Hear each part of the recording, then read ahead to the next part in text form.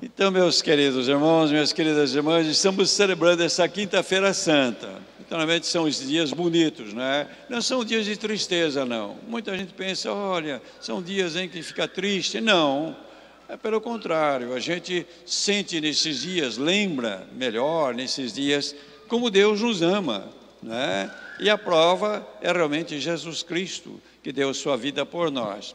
Nós temos aqui 3 leituras que nos dão o sentido do que nós estamos celebrando.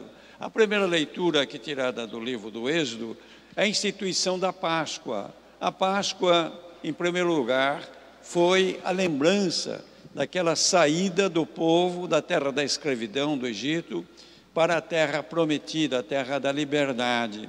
Então nós temos como é que foi a instituição da Páscoa e como é que eles celebravam a Páscoa no Antigo Testamento. E Jesus, durante 33 anos, celebrou essa Páscoa também.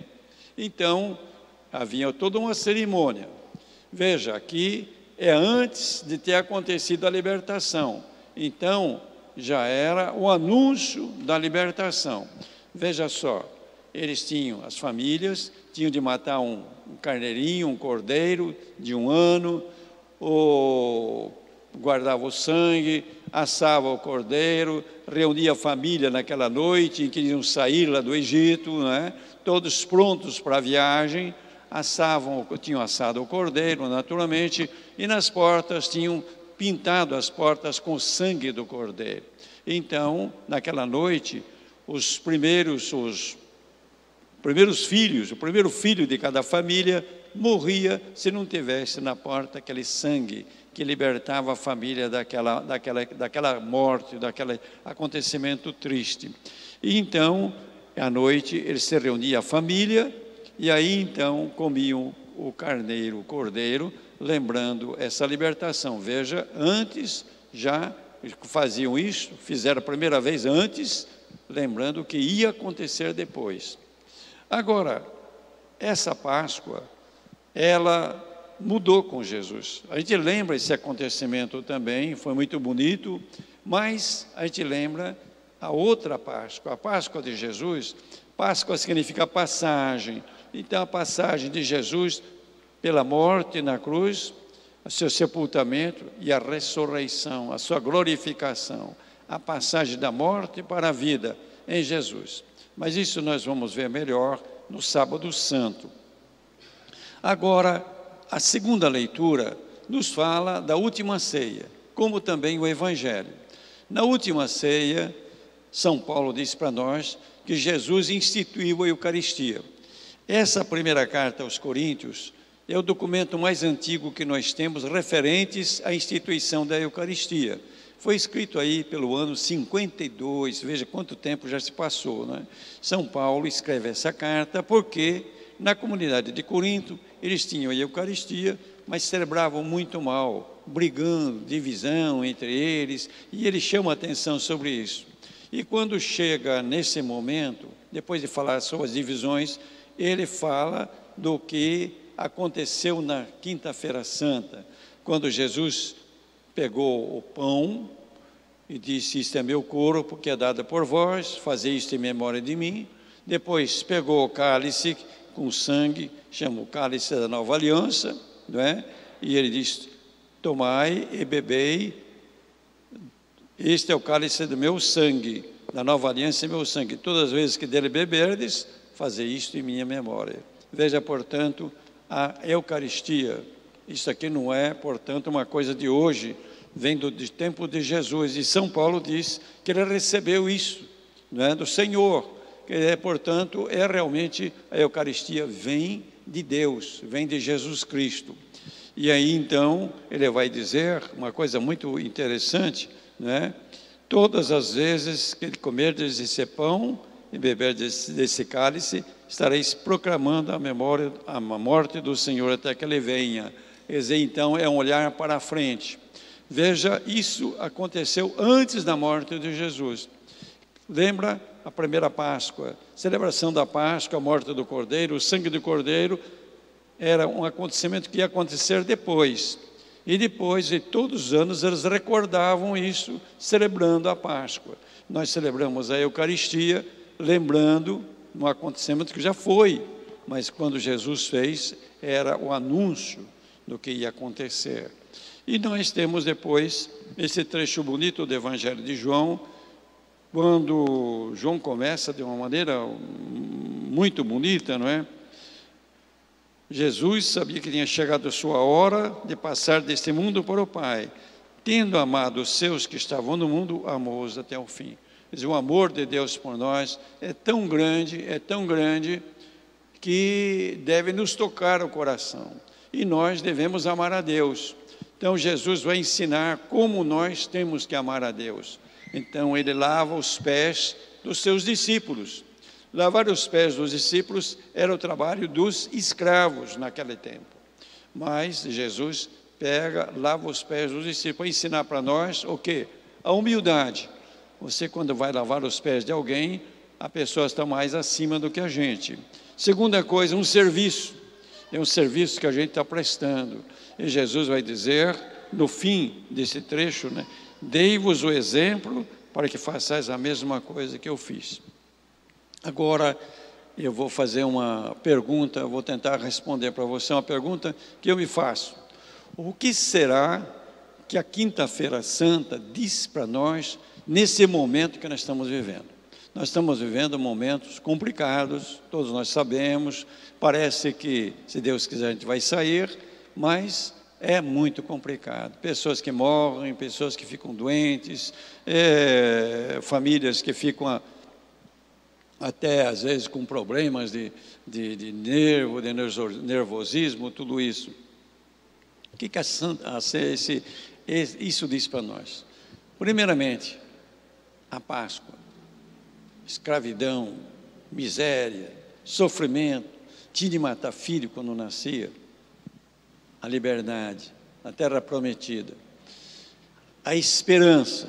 A Páscoa nos lembra a nós que a nossa vida tem de ser uma passagem. Quando nós encontramos numa situação difícil, nós não devemos mergulhar naquela situação e perder a esperança. Não, nós vamos atravessar, mesmo que seja um mar, mas ele se abre para nós atravessarmos. Nós vamos passar, esse momento vai passar. Daqui a um ano e pouco, 2 anos, será uma lembrança. Não vai passar de uma lembrança. Vamos lembrar chorando os nossos falecidos, mas olhando para frente, a vida continua, a vida não para. Segunda coisa, como é que nós vamos atravessar isto? Então o Evangelho vem dizer para nós, se nós aprendermos a nos querer bem, nós temos de lembrar, nós somos muito solidários entre nós. Não tem jeito de a gente viver sozinho. Nesse mundo não há maneira de a gente viver sozinho. E nós estamos partindo para uma sociedade de individualismo, principalmente nas grandes cidades, entre as nações. Veja agora, nesse momento mesmo de crime, de crise mundial, os países pobres até hoje não receberam uma vacina. E nós vemos Estados Unidos já vacinando 159 milhões de americanos, outros países também, né? Israel já 56% da população já recebeu a segunda vacina, a segunda dose da vacina, não é? E tem países, os países pobres estão aí morrendo, não dão vacina para eles porque são pobres. Quer dizer, é um mundo que não pode continuar assim. Não é o sonho de Deus para nós. Nesse mundo, nós todos somos humanos, nós todos somos filhos e filhas de Deus. Então, precisamos mudar um pouco isto, essa mentalidade egoísta, achar que o dinheiro vai resolver tudo, o poder, sobe a cabeça das pessoas, porque tem alguma autoridade, já pisa nos outros. Precisamos mudar isso. Não é o que Jesus nos ensina. É a humildade, é o serviço, servir os outros. E agora, saindo dessa crise que nós estamos vivendo, nós temos ainda de pensar mais. Nós vamos ter pessoas que não têm o que comer. A economia está arrebentada no Brasil. Mas não só no Brasil, no mundo inteiro, né? Nós precisamos pensar um pouco.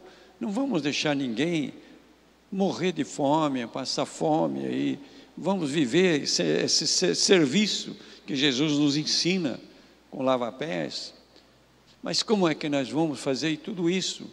Nós somos, às vezes, tão poucas pessoas que seguem Jesus Cristo realmente, procuram viver o que Jesus nos ensina. Então a gente lembra da Eucaristia. A Eucaristia, o que é? Deus é nossa força. Deus é nossa força. Você fala assim, mas eu encontro com Deus na oração. Muito bem, a gente conversa com Ele. Ainda agora estava lendo um livro que é muito bonito sobre a oração. Ele dizia, olha, na oração a gente deve primeiramente se encontrar com Deus e clamar a Deus. Quer dizer, a gente está vivendo isso, vai dizer, meu Deus, por que está acontecendo isso? Aí a gente vai tendo as respostas, Deus vai dizer para nós, estou com você. Depois a gente conversar com Deus, conversar com Ele, a gente dizer as coisas, os problemas, as dificuldades, as alegrias, tudo isso, aquelas coisas que estão mais entranhadas dentro de nós, conversar com Deus com isso, Ele nos liberta. Depois, a gente, além de conversar com Deus, não é? A gente deve fazer acontecer. Quer dizer, não adianta nada você ficar rezando, se não acontece nada na sua vida. Quando a gente se encontra com Deus, em Deus a gente encontra com os outros. Então, quando eu me encontro com Deus, eu começo a olhar os outros de uma maneira diferente. E a Eucaristia é a mesma coisa.